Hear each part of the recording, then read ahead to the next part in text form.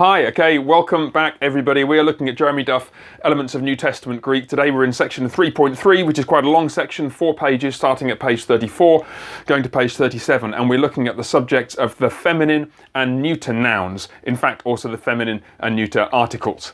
Now, you have seen already nouns like this, ho, article, and noun, hot logos. And you know how these decline. The noun logos declines like logos, logon, logu, logo, logoi, logus, logon, logois. And the article declines in a very similar way. You can easily see the pattern. This is familiar to you. Ton, logon, tu, logu, to, logo, hoi, logoi, and so on. And you know now, because it's just a helpful pattern to keep in your mind, always go nominative, accusative, genitive, dative in the singular, and then go nominative, accusative, genitive, dative in the plural. You keep that pattern in your mind and you won't go wrong. Now, in Greek, as in many languages, like in German, like in French, there are other kinds of nouns beside this kind of noun, masculine nouns. There are also in Greek feminine nouns and neuter nouns. Now, when in grammar and in language you come across the word gender or masculine, feminine, neuter, don't think biology. It's nothing to do with male and female. Think just the kind of word that it is, the type of word, and as Duff says, you might as well call them type 1, type 2, type 3. But traditionally, grammarians and linguists have referred to different genders as masculine, feminine, and neuter, at least in many Western languages. Now, what that means is you've got 2 more patterns of nouns and 2 more patterns of articles to learn. You've learned the masculine ones for hologos. Well, now you've got to learn a bunch of them for feminine, like this, and for neuter nouns as well. And before you all groan and think, grief, 3 times as much to remember, you do have more to remember, but you don't have 3 times as much to remember. Because once you start to see the patterns emerging between these different types of noun, the different genders, you will be able to make more sense of it. And that's what I want to show you in this video. In the next video, I'll show you just some peculiarities of neuter and feminine nouns, which sometimes cause confusion here. But first, let's just notice the patterns that emerge immediately as soon as you look at these nouns, the feminine and the neuter nouns. First, let's just go through them. The feminine, hair, arche, the beginning in the nominative singular, and that declines hair, arche, archen, arches, arche, archai, archas, archon, archais. Notice the iota subscript doesn't change the pronunciation. You still pronounce that arche. Don't try and sneak an I sound into there. That's the noun, a beginning. The beginning, hair, arche, hair, ten, test, tear, high, tas, tone, tis. Now notice, you can immediately see that once you've learned this, you've learned this, right? Because you can see the pattern emerging very readily, all the way up. The only difference, actually, is in the presence of the breathing, but you know you're going to have a breathing here because there's no consonant at the beginning of the word, and you just got to remember that the nominative, like in the nominative article in the masculine case, doesn't begin with a tau, it begins with a rough breathing.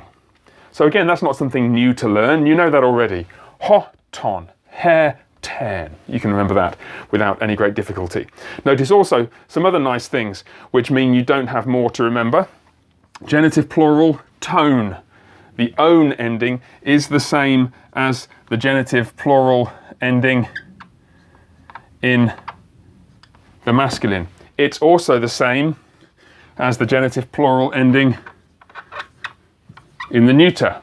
Masculine, feminine, neuter, genitive plural articles and nouns are all always the same. And therefore, you don't need to worry about learning anything new. Moreover, when you get to the neuter article, you start to see more patterns, though there are a couple of other things that you need to remember. The neuter article, and you've got it in front of you here, if you're following along in the book, which you should be. I can't teach you Greek, but I can help you learn with the help of Jeremy Duff's book. It's to, and then it's the same as the masculine. And then it's ta, and then the same as the masculine. That's how to remember the neuter article.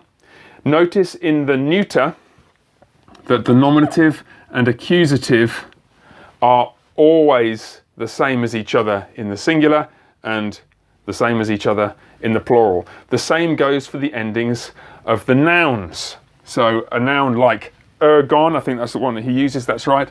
Ergon meaning a work or a deed. You find this, of course, all the time in the Apostle Paul's writings as well as elsewhere. Ergon, ergon.